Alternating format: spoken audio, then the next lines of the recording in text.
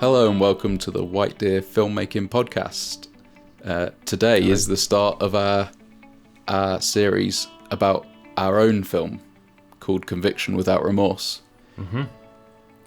I'm Adam, I'm Mark. if you don't know by now.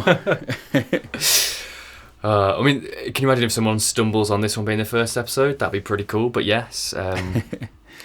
Adam and Mark, and we also have Al, who will be representing White Deer, featured. Yep. How are you doing today? You okay? I'm good, thanks. Excellent. How are you? Yeah, not too bad. Excited to get started with the series. Yeah. So this one is we chose. Maybe you're looking and you've already seen that this is the cinematography episode. Yeah. Which is maybe an odd place to start, but we'll explain why. Sam introduced the film so well that we just thought we'd stick with it, and we delved a lot deeper than just like the cinematography. So we thought it kind of acted as a good introductory episode to the series. So in weeks to come, we will have maybe a more typical starting point, story and also writing. But we're starting with the cinematography and then kind of like jumping around the production process. And hopefully you learn a lot. Sam was a great interviewer from my perspective, being the cinematographer of the film. I really enjoyed the questions that he asked and the things that we spoke about. So I hope you enjoy. Anything else to say about that, Mark? No, just to give a bit of context for anyone that didn't watch the trailer, we do have guest hosts throughout this series of podcast episodes.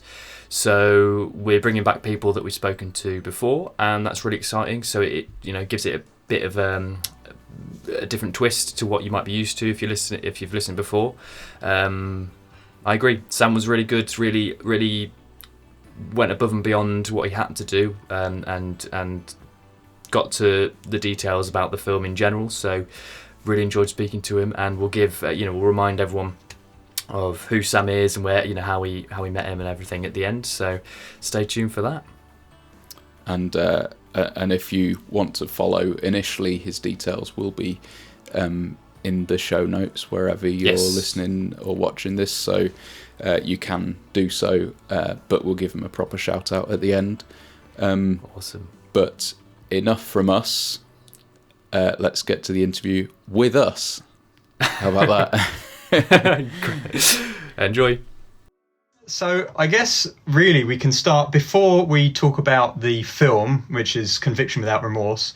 I think, seeing as it's often you guys that are ones doing the interviewing, it'd be quite pertinent to just tell us a little bit about your team, your filmmaking crew, kind of where you all got your start, how you came together and came to be, and a little bit of the history that led you up to this point. How did you get to Conviction Without Remorse?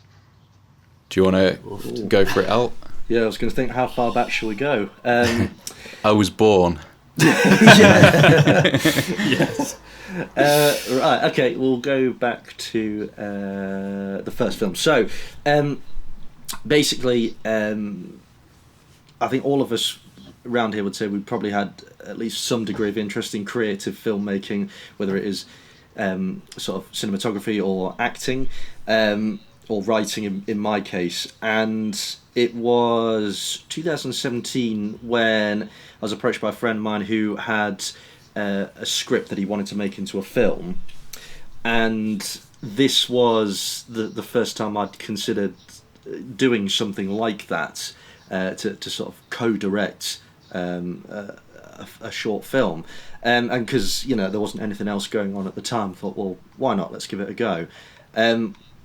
Did it, absolutely loved it, felt very much part of the experience, and just knew from that moment on, from my point of view, it was what I wanted to do, film directing, 100%. And it was on that film set that I met Mark. So Mark was playing one of the characters on that film. So that's kind of how our working relationship started from there. Adam came in a few years later, although I've actually known Adam a lot longer. I've known him since I was about 11 years old, because we're both from the same town. And we sort of did a couple of films together. Adam was the DOP on one of my films, The Prison. That was his first sort of opportunity in that role. And me and Mark have worked together on subsequent films since then. Mm-hmm. And then it kind of got to a point where, so my company is Fresh Air Films and Media. Mark now has one that he does as well called Dreams of Summer. And together we collaborate now on several different projects. I'm trying to think if there's anything I've missed there, guys. No, that's basically it. It's Summer's Edge Productions over Dreams of Summer. Dreams of Summer is one that we have with another associate, Joe Facer. But that's basically it. Like we said, a number of projects. I was looking at how many things we worked on together, Al. And my goodness, it's certainly growing quite quickly. It's gone a long way, hasn't it? Especially since 2017. I think this was kind of the... this project was where it all kind of came together and like gelled properly. Like Al said, when we worked on The Prison, we were all three working on it, and it was kind of like in that, and at the end of that we kind of decided to do something that I guess what would you say was maybe a bit more official, maybe a bit more like of a fully fledged film as such, not to take anything away from the other ones, but but something to really take that next step, to push forward and strive, which is definitely what this film did. And I think collectively as a team we'll now work really well together, and the chemistry's there, so there's the creative cohesion's quite good, and there's never any it's not really a sort of friction kind of working relationship the three of us have, which is really good. And I think I think that's a really important thing, isn't it, when there's this kind of just symbiosis of creativity and ideas, and everyone kind of feels, people have their set roles, but that you can still contribute and feel like you're having input on that story and on that development.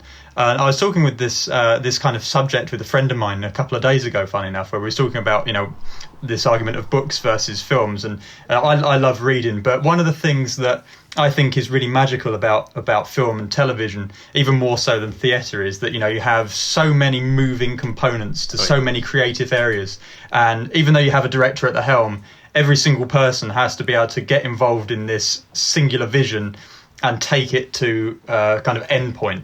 And I think that's the really magical thing about it, is this great collaboration that kind of gives you this end product. And I think it's one of the really unique things about it, and it's really exciting. And much like you guys, I love being able to look back on a timeline of films that I've made, and the people that I've met along the way, and the things that come with that, and even parts of your life and where you were when you've made these things, and you can have these emotional connections to it. And I think that's what's nice, is then other people can draw emotional connections to what you've made, and put their own life experience on it, and then draw a connection to it. So it's a really special medium. I think that's why I really like it. So it's great, and I think it's great when people can come together and just have a really kind of bountiful creative group, and I think throughout history you've seen it, bands break up and come and go, and when people can get together and work together and it sticks, that's a really special thing. I think one of the just on that, like, I think the reasons why we work together well is because we bring in different things. Me and Al both write, but I would say we write differently.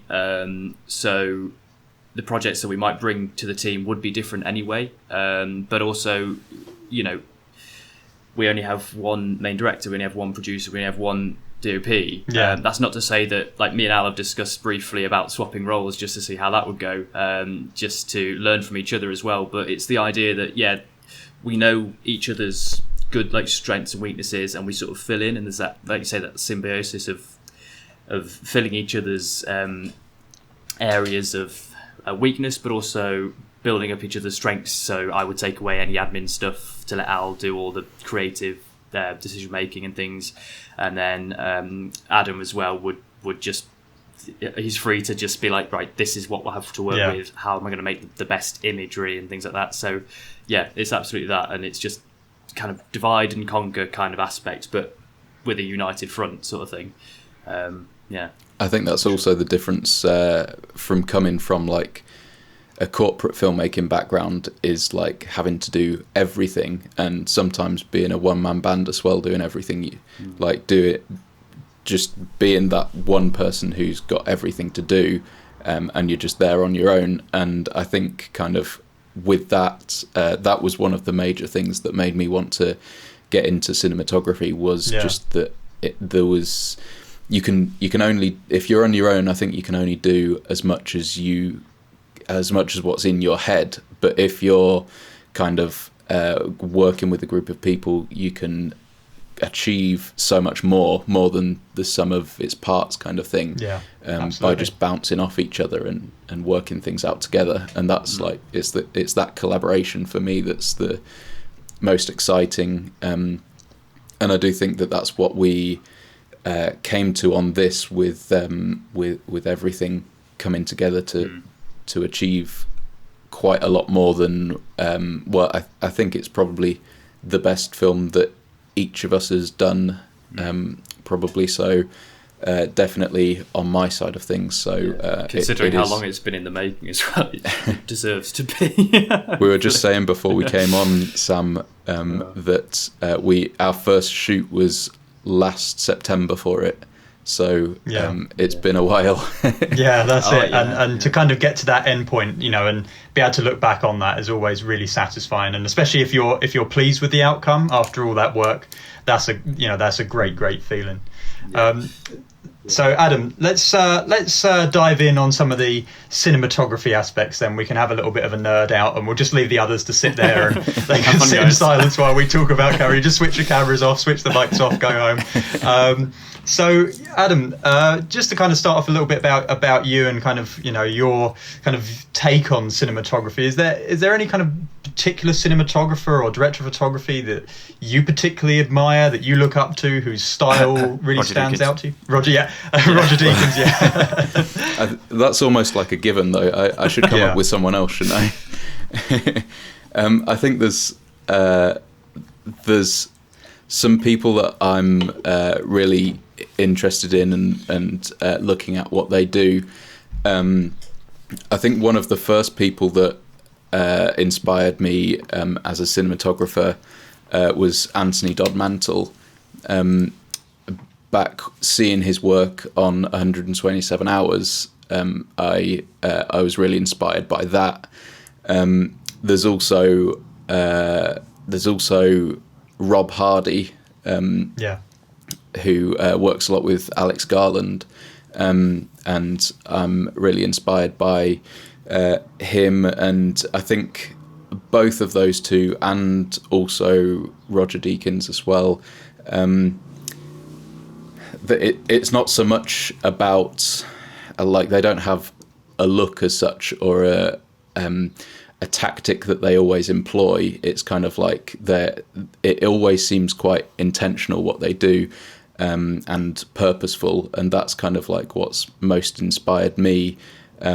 I'd say Anthony Dodmantle, I like the way that he does he uses a lot of the kind of cutting edge technology in what he does, like slow motion cameras. And I think on Slumdog Millionaire he had like the main part of the camera in a backpack, like that it was all recording to, and like held just the smallest part of the camera back when that's right. That was the sort of Alexa that could, the sensor could come off, and then it was kind of connected by a cable, so they could have this, it's before they'd really got the Ronins and things kind of quite as advanced as they are now. And I think that's the thing, you have to sort of try and push the envelope while staying true to the kind of conventions of traditional cinematography, but also approach new ways of shooting.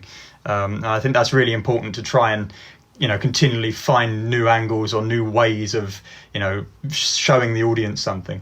Yeah, and similarly, like with that as well, Roger Deakins like handmade lighting rigs and stuff like that, like not off the shelf lights and things.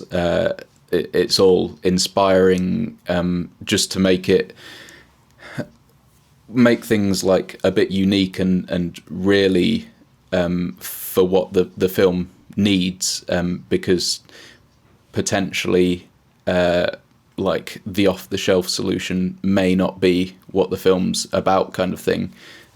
So I think there's an element of like the DIY kind of nature to cinematography that I like. Maybe because I don't have shelves full of all the fancy gear and stuff, but I think it means a lot more when you scramble things together and make something out of not much, and especially like on the early few films that I did, like the real DIY nature, we tried to have a bit more of a professional kind of approach to some of the lighting on this, but it was still still a lot outside of the just moving the camera that I like to play around with on this. Yeah, I think that's the thing, isn't it? Is again, it goes back to that point of pushing the envelope and trying new things, and that's what's so great about it, is that light is light. It doesn't matter what the rig looks like. It doesn't matter whether you've got Arri Sky panel or whether you've got an LED.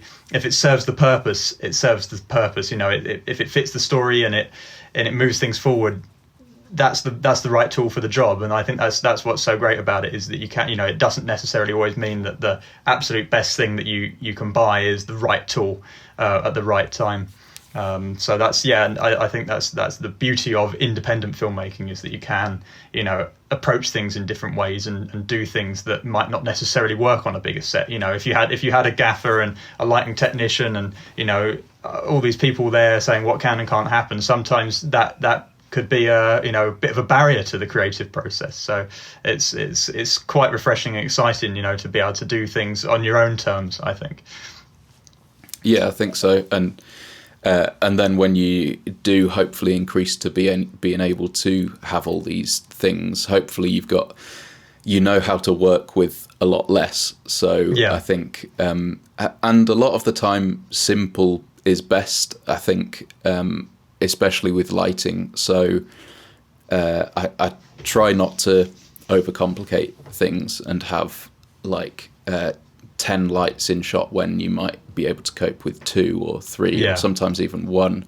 And one of the kind of challenging things on this, I think, was actually like working out where to put the lights, like where was the purposeful places, especially in the cell scene, because there was no like windows or anything. Obviously it's a cell, so it's kind of like there was no real opportunity to do the kind of the 3-point light setup, have a bit of hair light or something like that. I noticed as well with the as I was watching that cell scene, I thought particularly that must have been quite a challenge, because you've got 3 walls and all 3 of them are just plain. It's a stone wall. It's plain. It's grey.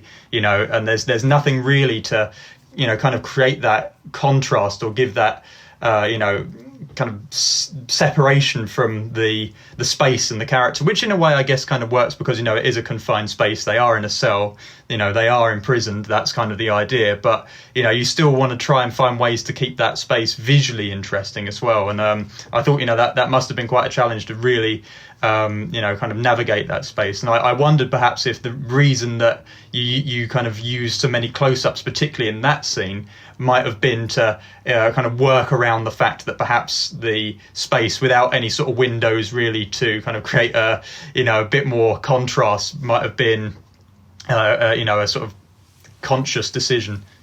Yeah, I think it was definitely from the start. I mean, Al can talk about that in a minute, but from the start, that was like an obvious thing that we just didn't have anything else to be able to do anything with. And there was my thinking was that there would have been kind of like a panel light or something, like not LED in the 70s, but something up above, and it would have been very like top down light. And I just thought it would look so strange if I'd have just blasted a light in from the side, as we were going for that kind of like realism kind of thing. But yeah, in terms of like framing and stuff, it was a very conscious decision right from the start, right from the first chats that me and Al had. I think I'm sure you'll agree, Al. Absolutely. I mean, it's great you picked it up, Sam. That because plain white walls visually are not an interesting backdrop, and never will be. So it was about using what we had in the foreground, using the actors, and what better way to emphasise that confined, close space than doing exactly the same thing with the camera, making the camera sort of getting to get a lot of tight angles on characters' faces, really highlighting those emotions, and at times not giving characters a lot of space on screen. Giving them a very small portion of the screen to play around with, just to show in the scene between Dominic and the junior barrister who really holds the control in this situation. And just reinforces that claustrophobic sense, and that he's really not got anywhere to maneuver, and that's kind of, I think, when you think about the story, that he then does kind of spill out this kind of whole truth behind what happened. He really hasn't got anywhere to skirt around. He can't escape it because he's got this guy right in front of him. There's nowhere for him to go. Eventually it's going to come out. So it's I think a great reinforcement of that concept.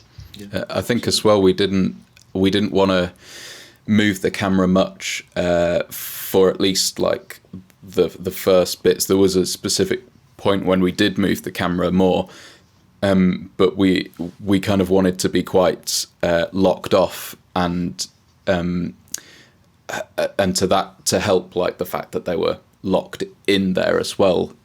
So yeah, we went for those kind of like quite kind of strange angles and close-ups, and locking the camera off to kind of go for it with that. But I don't think we wanted to go as far as like Dutch angles or those kind of things. I think we wanted to be quite both of the characters I think are quite down to earth, and like grounded kind of characters, and the conversation that they're having is quite grounded, and like you say, there's nowhere for them to move, but they are both kind of scanning each other, so they're both kind of fixating on the kind of all of the little micro emotions kind of thing. So I think it all added up into the coverage there being quite locked off and quite close up. I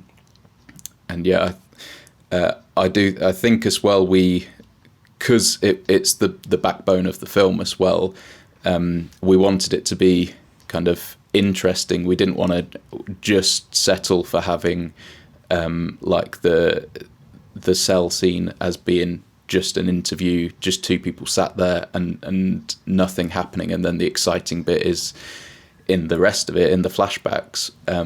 We really wanted it both to be equally exciting and also telling the story. If there was no flashbacks, which there wasn't for a while, because we shot the flashbacks, was it about 2 or 3 months after, I think, so there was a cut of the film with the gaps in place for where the flashbacks were going to go, and I think it still tells the story in that, which is one of the things that we were going for as well. So I will move on to some other. I'll move on to just make sure we're kind of exploring lots of things. I don't want to, just focus on one particular avenue. But I know we kind of touched upon the creative process, the three of you as a team, when I asked my first question. But I was just interested to know, Adam, how early on do you come into that process? As when you've got Mark and Al writing, are you kind of in on that process, seeing the story develop, kind of getting input there on things that may or may not work, or do you come in a bit later on and then apply your ideas?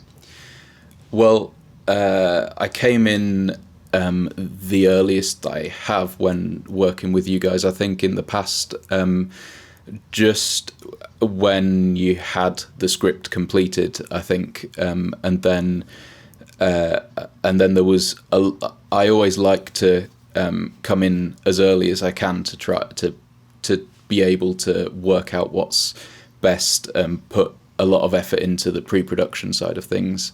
But yeah, it was just when the script was complete, and we knew that there was a lot to discuss with this, and there was still a lot. At that stage, I like it because there's still a lot up for grabs, kind of thing, in terms of how we actually convey all of this. Like a lot of the flashback scenes weren't as such how they ended up being. They weren't written entirely like that. There was a lot. Obviously, we didn't have locations like completely lined up at that stage, so the real difficulty was the flashback locations, and to try and have like a bit of variation there with having, like, we knew the living room set was going to be the main thing, but there was also lots of bits and bobs, like lots of vignettes on the life of these characters.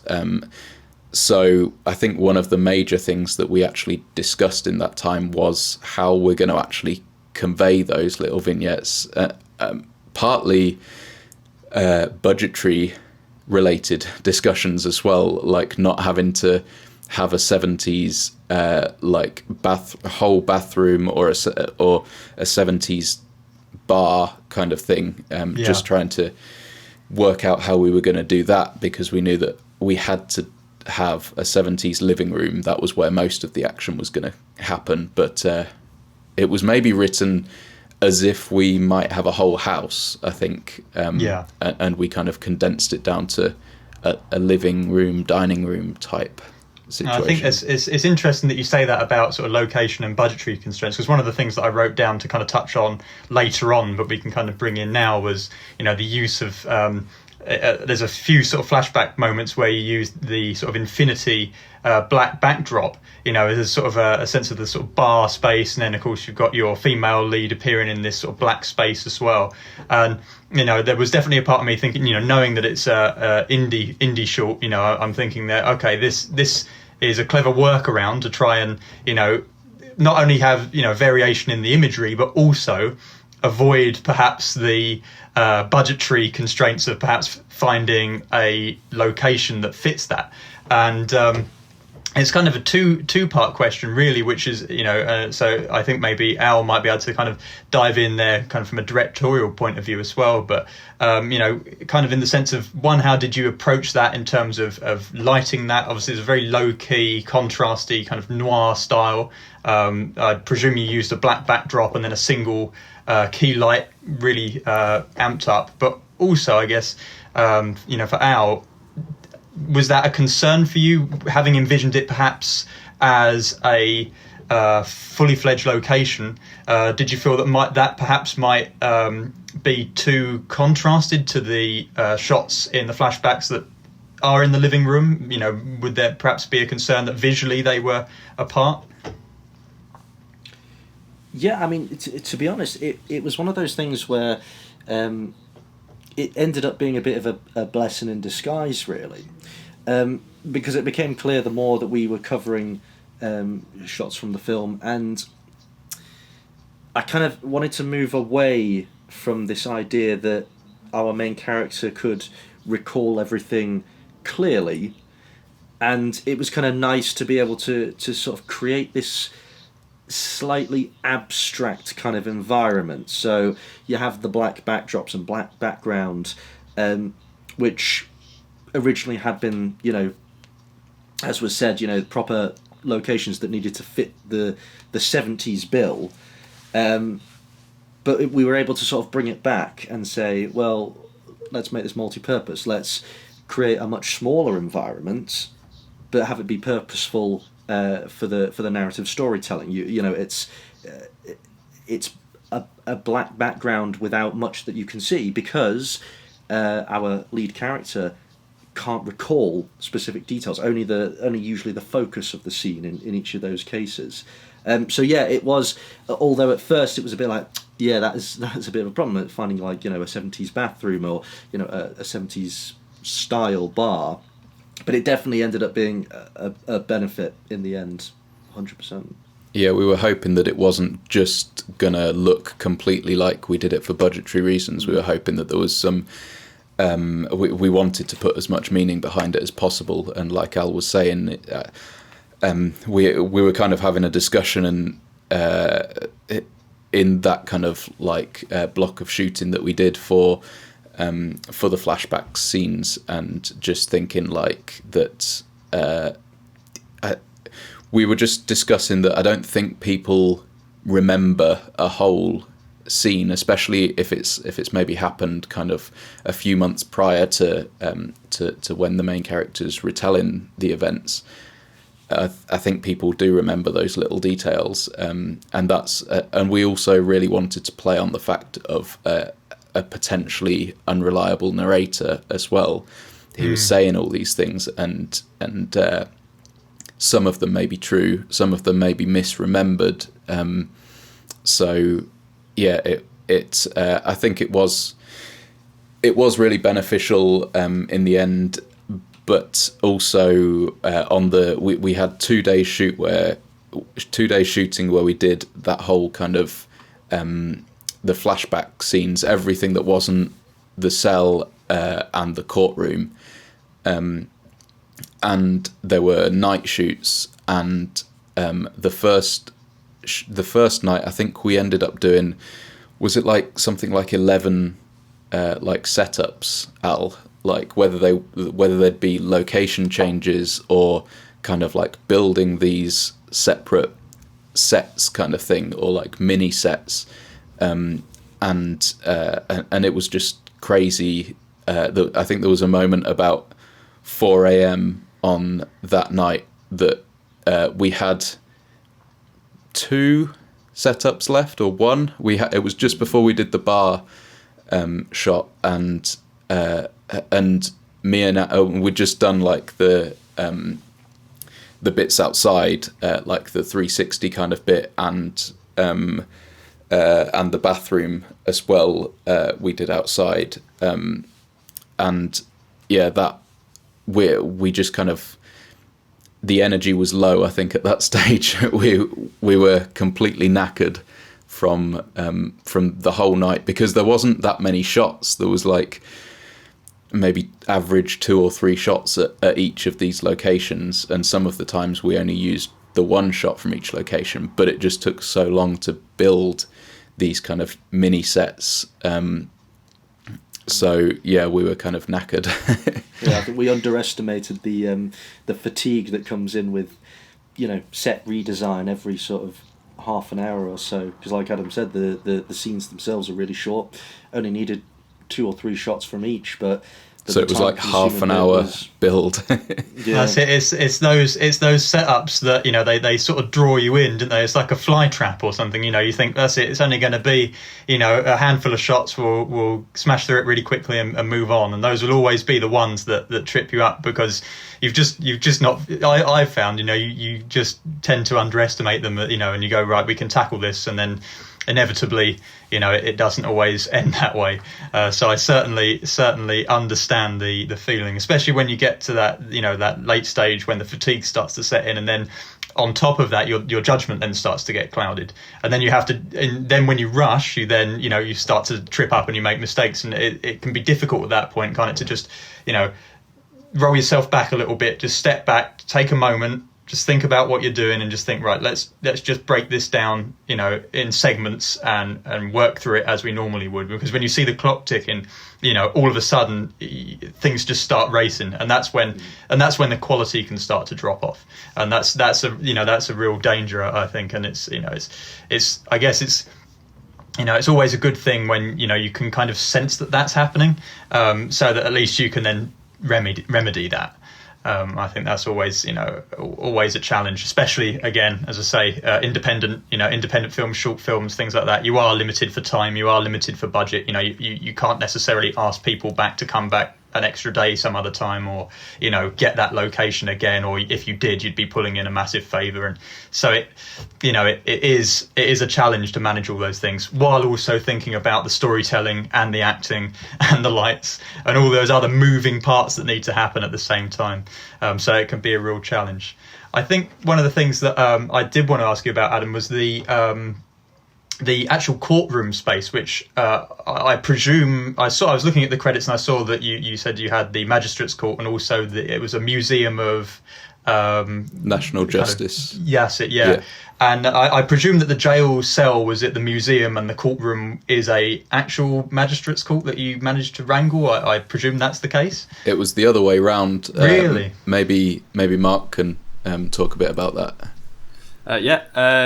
So quite fortunately, we got the concept for the script from a QC who worked at the National Justice Museum for a large part of his career. And he was like, I've got this idea for the script, and I also think I could swing like this location for you if you want it. So that was the courtroom. But actually, Al fortunately remembered that he'd visited the Magistrates Court as a kid, and had this very strong vision of the cell block used, or at least the kind of cell blocks. So very fortunate to have both those locations for sure. And where we filmed the cell bit, that no longer exists as well. We had to move shooting forwards a month to account for it being demolished. So no that's always a concern. Always a concern. Hopefully, you didn't need any pickups after the fact. It was a bit nerve-wracking, but we filmed the courtroom bit first, and that was basically. We didn't really need to touch it. It was as it would have been in the 70s. We just needed to avoid like security cameras and stuff like that that looked modern. I noticed sorry, go on. I was just going to say it was basically all the same, but then just as the shooting went forwards, then we went and did the cell scene. And that was because it is just a plain room, really. That looked about right as well, but it looked really good on camera. I think both of those two locations. So when we came to shoot the third part of it, we knew that we needed an equally good location there, and we'd set the bar high, I think, with the other two locations. But that was all like the ball was set rolling. From the National Justice Museum that had such a good space to start off with. It was an amazing find, really, and defining for the rest of the film ahead. But it's just to add to that, each location probably required a different thought process from colour and everything, because they all conveyed different moods, different feelings, and for the characters as well, which...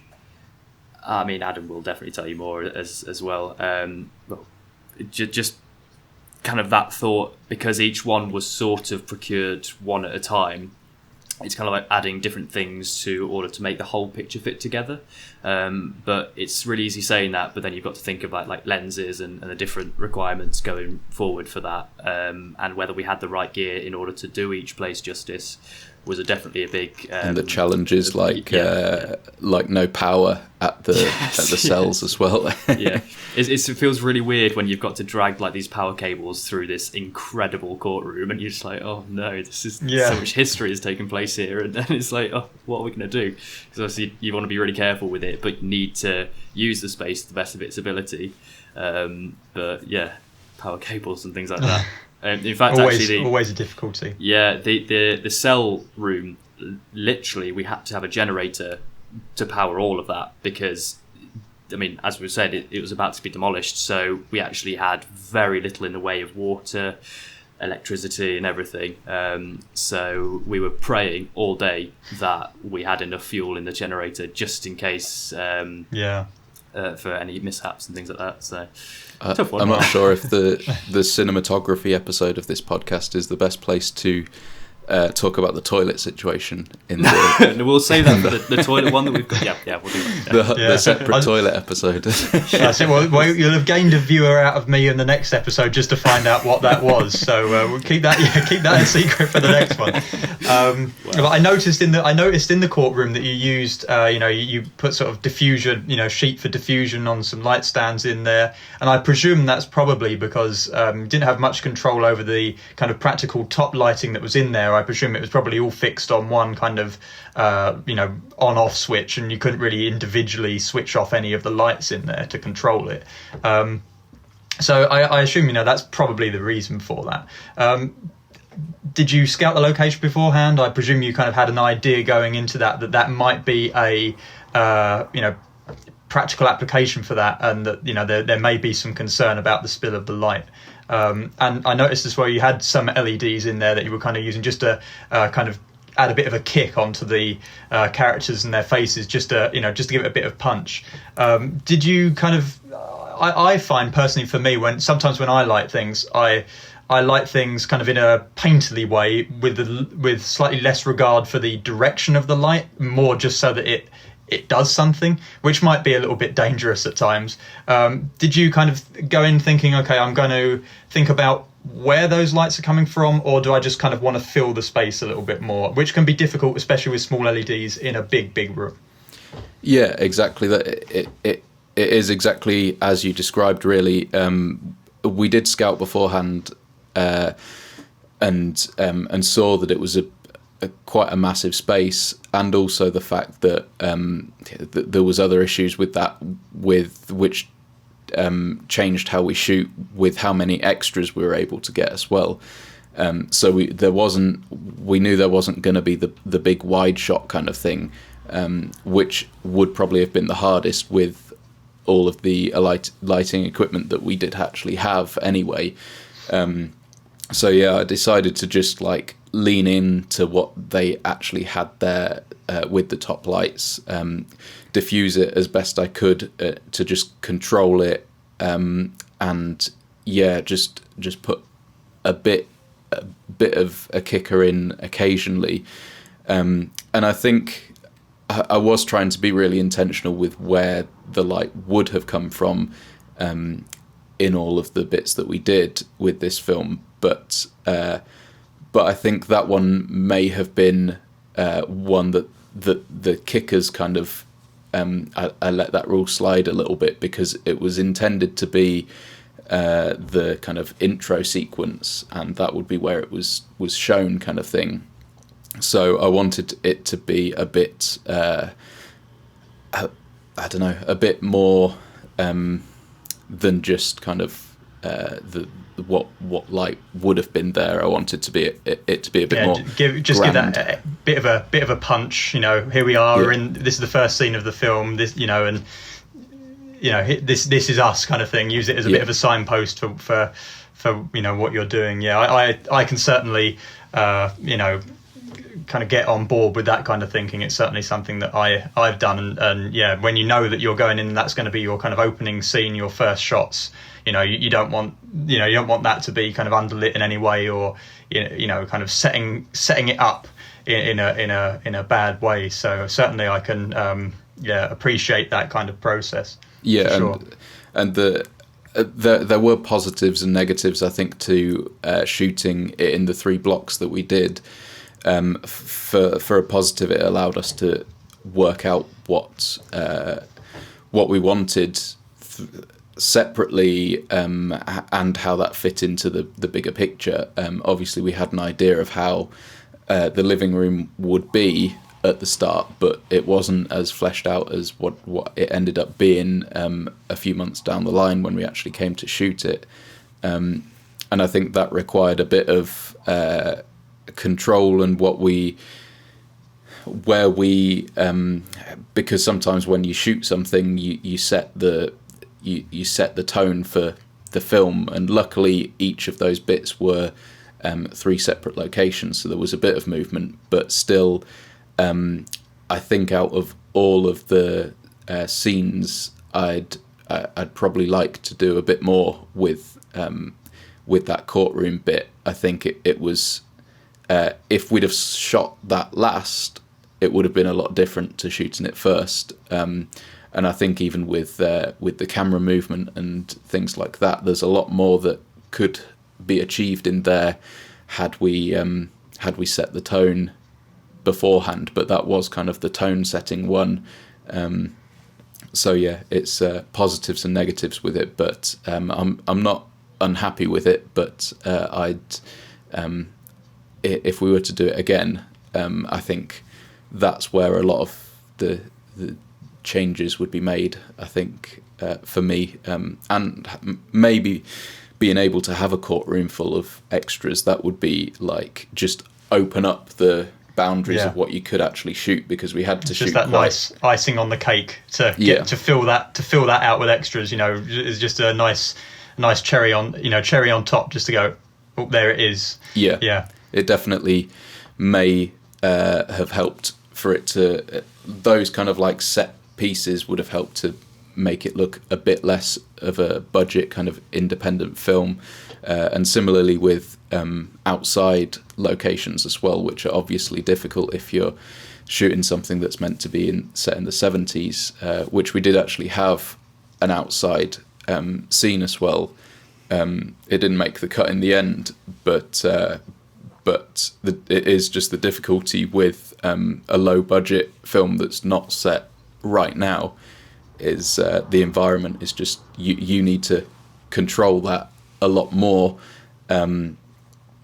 So yeah, a part of maybe the visuals of the film, it has kind of like been set up by production design and everything like that, which I tried to have a bit of a hand in as well, to try and I just think when it looks nice, when you're walking into a location that you've set up to be good, and that you're not restrained to not being able to shoot in one direction because there's whatever in view that way, then it just starts the ball rolling with our job being a lot easier, and gives us more options. I certainly think that I'm in agreement with you there, that if you walk into a space, you walk into a set and you see it, and your heart sinks and you go, oh no, what am I going to do with this? That's the worst possible starting point you can end up in. So, when you walk into a space and you can see it and you can go, wow, this looks great. This is gonna look great on camera. I can see what I'm going to be able to do with the lighting, and it's all just going to fit in. It's all going to gel nicely, and you have a good sense about it. That's a great way to begin. I've certainly had that before, when you just walk in and you just go, oh no. So I guess just before we I'm kind of wary of dragging it on too long. So kind of just before I kind of move up on to sort of closing points, I guess, it kind of goes out to all of you, this question. So you can kind of chip in with your own comments. But really, I was just kind of interested to know if there were any prior films, prior TV series that you kind of drew inspiration from with this, both in terms of kind of, perhaps from you, Mark, I know it's cinematography related as well, but a little bit on performance, directorially, cinematography wise, were there any films or shows that you watched that you kind of drew upon and took inspiration from? Who wants to go first? I mean, I remember when we were talking about the initial setup of the cell scene, Adam, and I remember saying to you that I was concerned about like it being quite a dull environment. And you, I'd just seen an amazing cell scene in something, which was Chernobyl, and it was just kind of really controlled camera. There was an amazing 2-shot in it, where they were both like sat on the same bench, kind of alongside each other, maybe about a meter and a half apart. And our characters weren't going to be doing that, but I think tonally, I just really enjoyed that, and we were talking, kind of concerned about how that would actually end up being, and then I don't think I wouldn't say we were heavily inspired by it, but we just saw that they did it well, and kind of it paved the way for us to have our ideas and run with them, basically. I mean, even at the writing stage as well, at the very early concepts, I remember watching kind of a lot of like 70s courtroom dramas. I know, Mark, you said you had a look at them as well. Yeah, for sure. Just give us a flavour of what it would have kind of looked and felt like, even though it was on like a dated TV programme. I'm trying to remember the name of that one. It's Crown Court, was it? That's it, Crown Court. Yeah. I was just looking at the name. I mean, that, especially performance as well, that helped so much because I mean, it's almost carbon copy what we would have filmed if we'd have shown the courtroom bit prior to that, to what's seen in the film. I could grab like the tonality of the voice, the way that they spoke, the sort of things that they might have said, which maybe adjusted the script slightly just based on some more proper terminology and things like that, which we'll be adding a lot more of in the feature film that we might end up doing.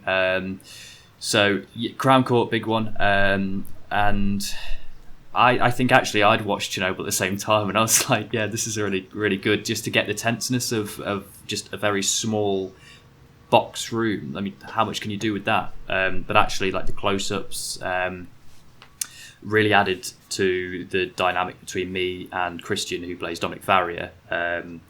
I think it just added to the whole scene partner dynamic, in that you know that everything is on you for this, close-up and everything, but because we were so confined, you never lost the tenseness of it. So they were always, there was no space for someone to sit elsewhere. So my scene partner had to be with me doing the performance. I mean, credit to him for doing it as well and adding the intensity all the time.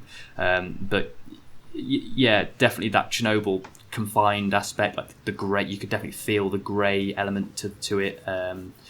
Those really cold tones, you could feel it, and it was obvious what the coloration was going to be afterwards. You could just feel it. So yeah, those two things for sure.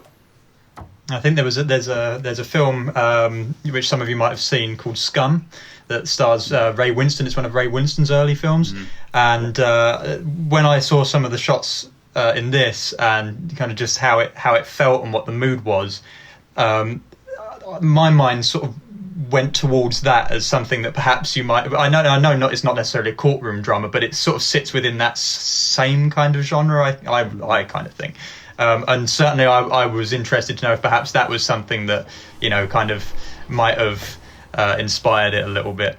I mean, it was something I've completely forgotten about that. I have seen that, saw that at deep university. down in your mind, Al. And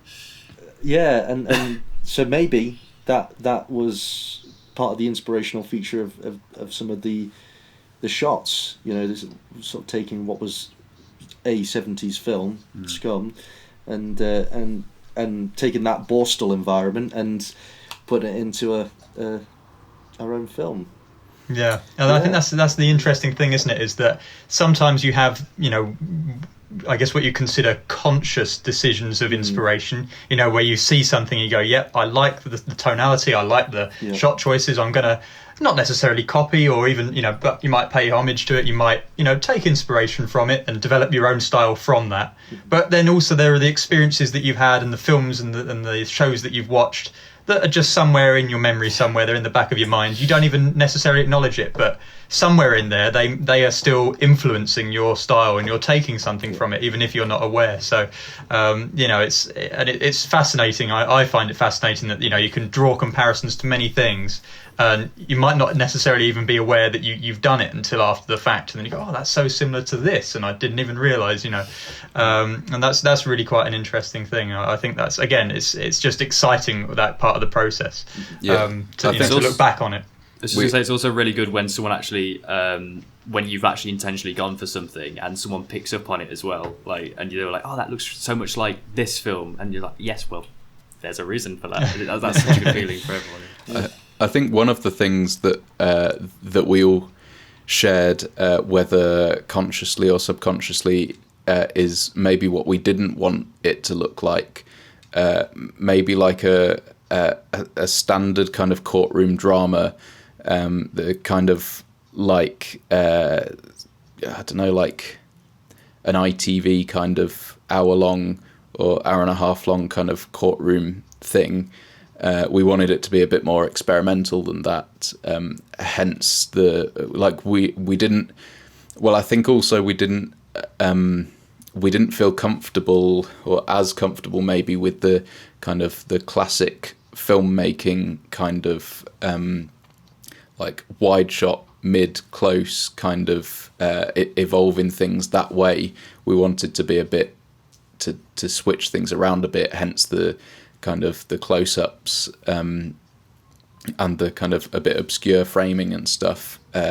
So I think that was what we didn't want it to look like. We wanted it to be a bit more experimental than that. But I don't think either of us, any of us, knew how experimental it was going to end up until we were there on the final shoot, and thinking, because obviously we planned it all, and we planned all these like kind of mini sets, vignette kind of things, but we were just filming it and thinking what had been fairly literal up to that point is now in a different direction completely, and it was only kind of physically seeing that I think, especially at that tired moment at 4 a.m. in the morning, me and Al were thinking, this is a bit abstract now. It was just, you're basically a high on lack of sleep at that point, so it's probably just feeling a bit wacky anyway. I'm so glad we went in that direction though.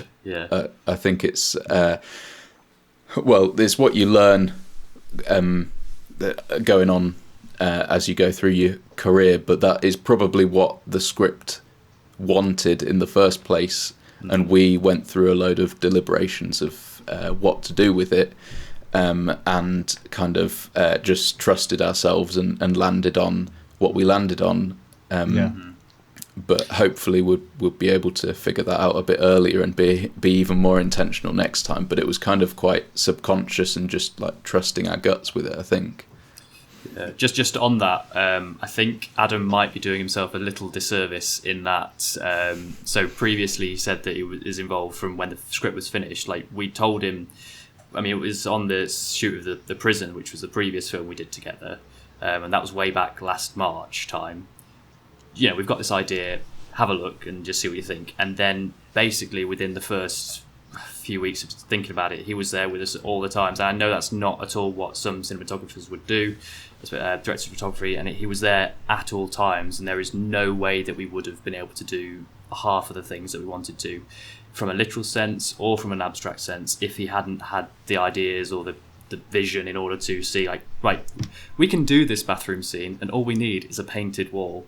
That's it. Like, it's crazy as well, like how much he added just simply because of maybe not necessarily what he knew, but what he knew that he could get away with and how he could manipulate the audience's view and use the camera to the best of his abilities. So we wouldn't have had the opportunity to have an abstract or literal film at all if it wasn't for Adam's sort of ideas. So Just want to put that out there. Like, we wouldn't have There we had go. Well, that. we'll give Adam. I promise it's not a sarcastic round of applause there, but we'll give a little round of applause. I'd say I think that's the thing. I personally, for me, I like to kind of have as much input as possible. As the director is comfortable with, really from the outset, because I think you have to be on the same page as a kind of director DP combo. You have to be kind of sharing that same vision and not battle, even if subconsciously you don't want to be battling that vision, and feeling like you have some. I think that's part of it as well. Is feeling like you have some control on that output's really important. I think if a DP is completely subservient to the vision, it can be a little bit restrictive. I think being able to have an input on camera placement, even perhaps a little bit of the blocking at times, and being able to say actually, and having the trust of the director to be able to sort of tap them on the shoulder at one point and just say, are you happy with the blocking? Are you happy with this spacing? Shall we just make a little adjustment and try it? And being able to trust each other to say that, and not kind of feel offended or feel like your position's being infringed upon, is really important as a team. I think that's a really important thing to be able to share. And that kind of brings me into my kind of last question before I kind of move to the closing points in terms of collaboration. Is obviously, Adam, you acted as colorist on this film as well. So really, I just wanted to know, because again, sometimes someone else might color your film, and you might, kind of be beholden to what the colorist says is working. So really, I just kind of wanted to know how much was that a discussion between you and Al in terms of the palette and the color grading? Were you given free rein? I'm sure before you started shooting, you already had a palette in mind, and then just wanted to develop that further. But how did that work for the two of you in that post-production process? Yeah, we had discussions. Particularly with the cell is a good example, that we I think we were thinking at the start of going for a more kind of bluey on the cell walls kind of thing, a bit of a bluey kind of tone, but then I was at least given free rein to try things out, and that's how we ended up on a bit more of a greeny kind of tint to it, and yeah, I think we had a chat after I'd done the first pass at grading it, and Al and Marcus, I think as well, said that we weren't expecting that, but we think it actually works. Like maybe better than the blue would have done. So there was a lot of free rein there, but I also knew that I wanted to kind of like lean into I knew I wanted it to be kind of like gritty, and we shot on vintage lenses as well, so I knew like that to start that process kind of like in the shooting and then follow it through into the color as well. So I think some of that, we knew that we wanted to lean into like those kind of imperfections, and I think somewhat of the vintage lenses had a bit of a green tint to them anyway, especially in kind of the out of focus areas.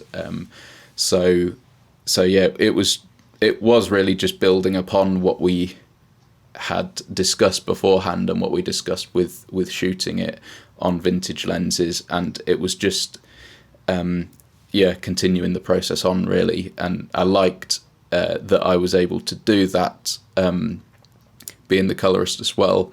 I may not always want to be the colorist, but I think on this, as Mark was saying, how much of an involvement that I had in the project, that it was quite nice to see I guess the visuals through to the end as well, and like continue, and obviously you'd communicate that kind of stuff with a colorist anyway, so you'd still get your chance to have those kind of things, and arguably their ideas go into the mix as well. So that could well have been a great addition as well. But yeah, I think it worked quite nicely with that, and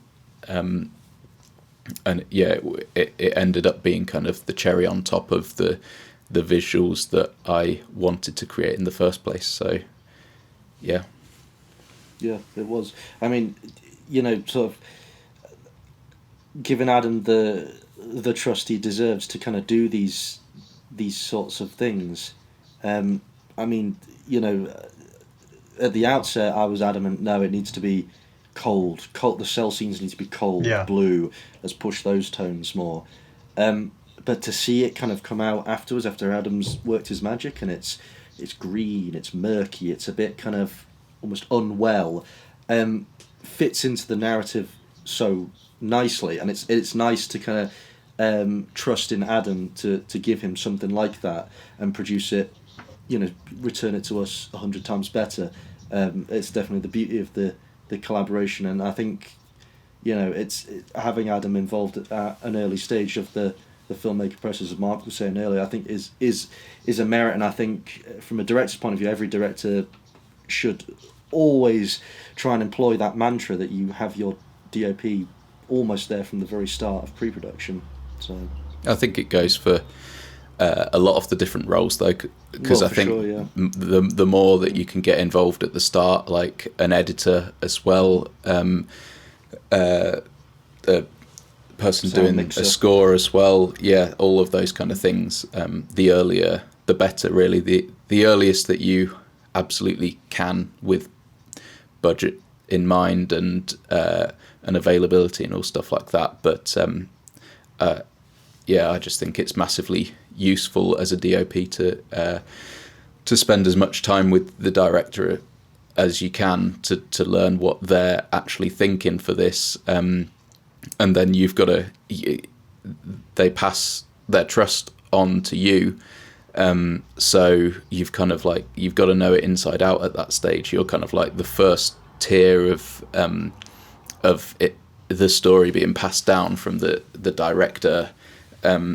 You're probably one of the first to know about it, aside from the producer, maybe. So yeah, I would always like to work like that, really, just as early as possible.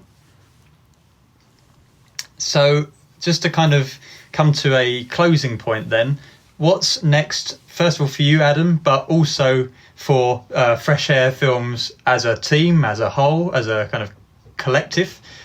What's next for you? I know obviously you're going to be thinking about putting this film to festivals yourself, but are there other projects I know you mentioned a feature perhaps in the pipeline. So where are things headed for you all?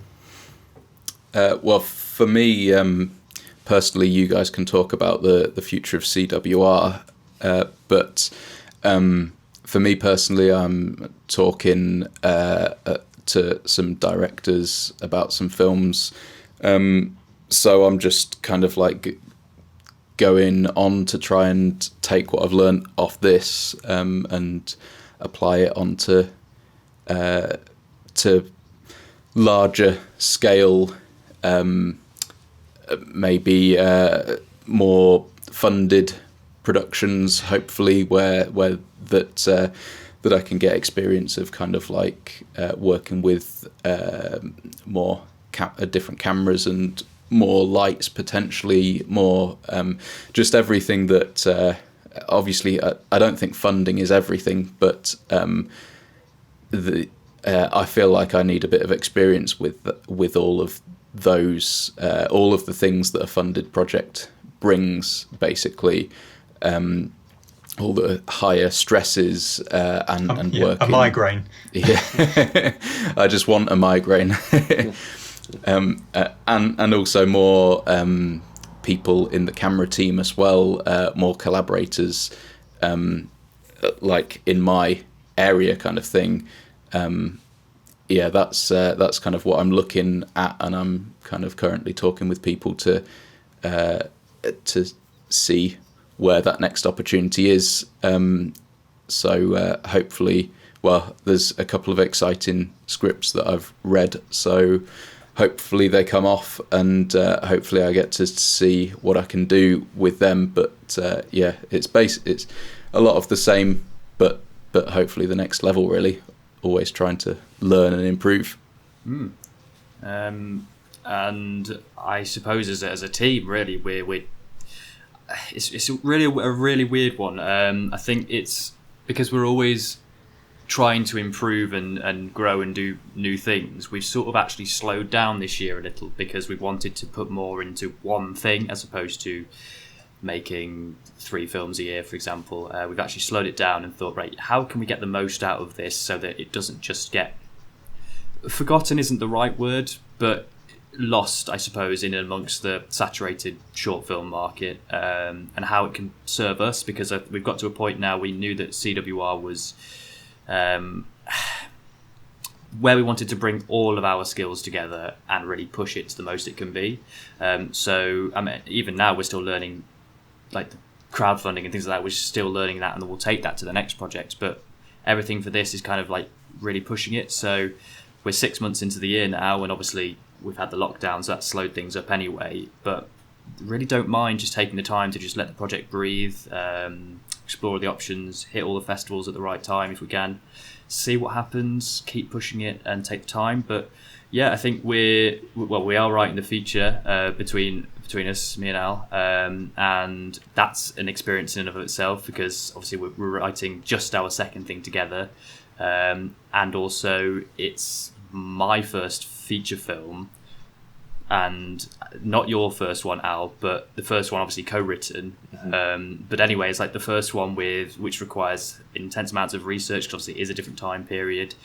Having to basically become a barrister to write the barrister's scenes, which is fun. Like, that's just acting anyway, you do that anyway.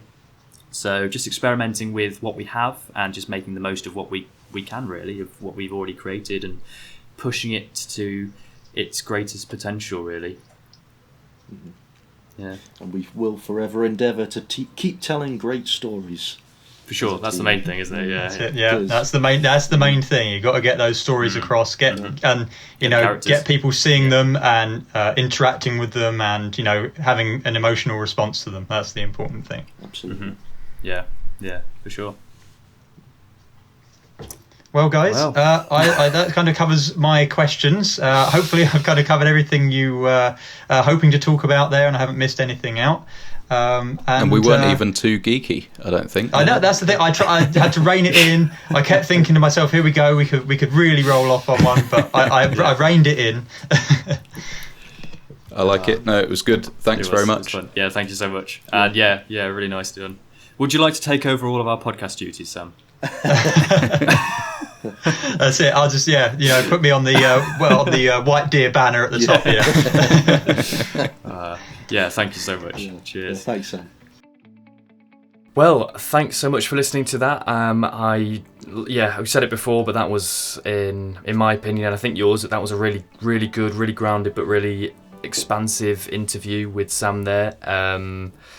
Sam Creamer from Volatile Pictures, who we interviewed regarding their film Camomile a few weeks ago, and yeah, loved it. I just, the introduction that he did, he didn't have to do that, it was his choice to, and I think that's shows him as a real professional filmmaker, because he wanted to get to grips with the story and know a bit more to influence the questions that he had about the cinematography. But yeah, really good, really enjoyed it. Even in the sense of cinematography, I think we alluded to it a bit in the actual episode, but we could have gone and just talked about really geeky kind of stuff, but we talked about like purposeful visuals and how we came to the choices that we came to, which as well I think is all credit to Sam for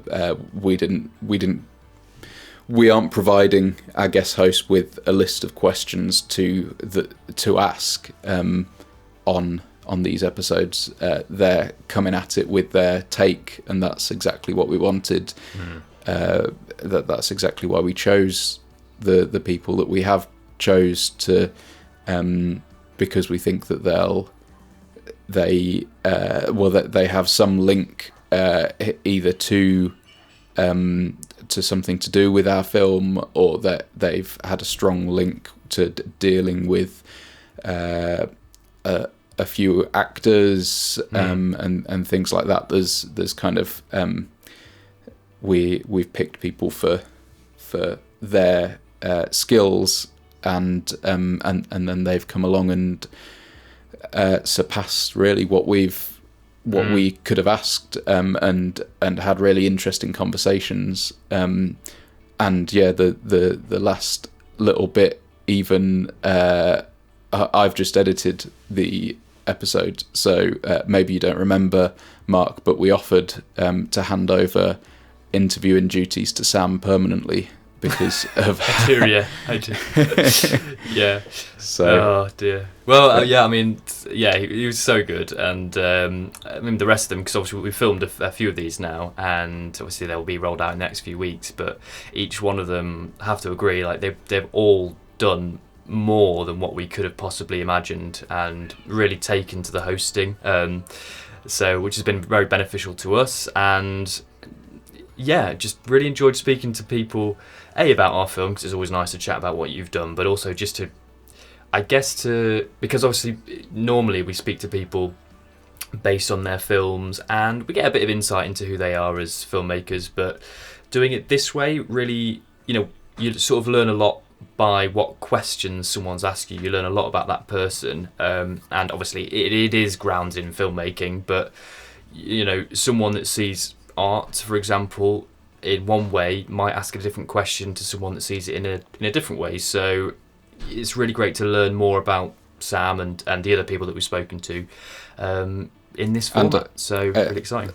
Everyone has also bought their experience from their own films, like in this instance, Camomile.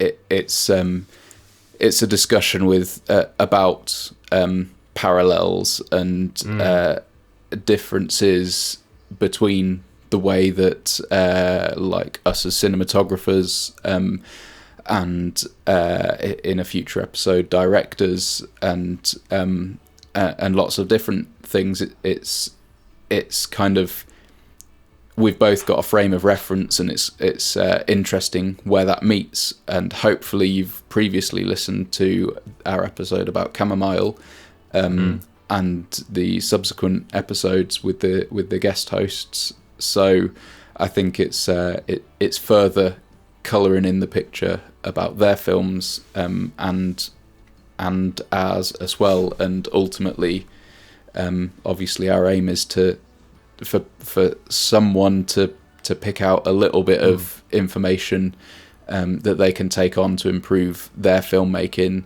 And if that happens for one person, one little hint or tip or different way of working for their next film, then I think it's worthwhile. For sure. But massive thanks to Sam for being our first interviewer, guest host. Absolutely, yeah. And if you want to follow Sam and his production company, who he is the co-founder of, Volatile Pictures, you can either go to the Instagram page for Volatile Pictures, which is very simply Volatile Pictures Ltd. That's the Instagram page, and the Facebook page is at Volatile Pictures. Sam himself is on Instagram, and his professional profile is Sam Creamer Cine, and his personal is Sam Creamer _, but who knows if he wants you to go to that one. But yeah, I'm sure he'd love the follow, and he's all about the camera stuff. So you can tell I'm a bit of a noob, but he's got a lot of references to cinematography on both profiles, and I'm sure he'd just love a follow anyway. I mean, everyone in this industry needs a bit of a boost with their followership, so go and follow, and he's got some really good stuff on there, including a nice snap of him with Roger Deakins, which I'm sure you're very jealous of. So, so yes, that is the details on Sam, and thank you once again, Sam, for being our guest host. I guess do you have anything else to add before we go on to the reminder of the series code? No, I'm happy with that. Good episode. done. On to the code. Definitely. Onto the code. So don't forget that this code is worth 15% off any entry into our festival as opposed to the normal 10%. And if you've got your pen and papers at the ready or your digital device, the code is WDPODCWR891. Once more, that is WDPODCWR891. And that code is running throughout the entire series, so you will have a chance to use it again. And it's a limited code, limited to 50 uses, so you better get in quick if you want to make the most of it. But hopefully you do get a chance to, and we look forward to seeing your entries with that discount code applied. So that was a good episode. I think we'll leave it there, and we will come back next time with, I think we're on to directing, is that right? Yeah, well, we can be. Who knows? Who knows what we're going to do? It will be something to do with our film, Conviction Without Remorse. So see you then, and have a great time, great day in between. Bye.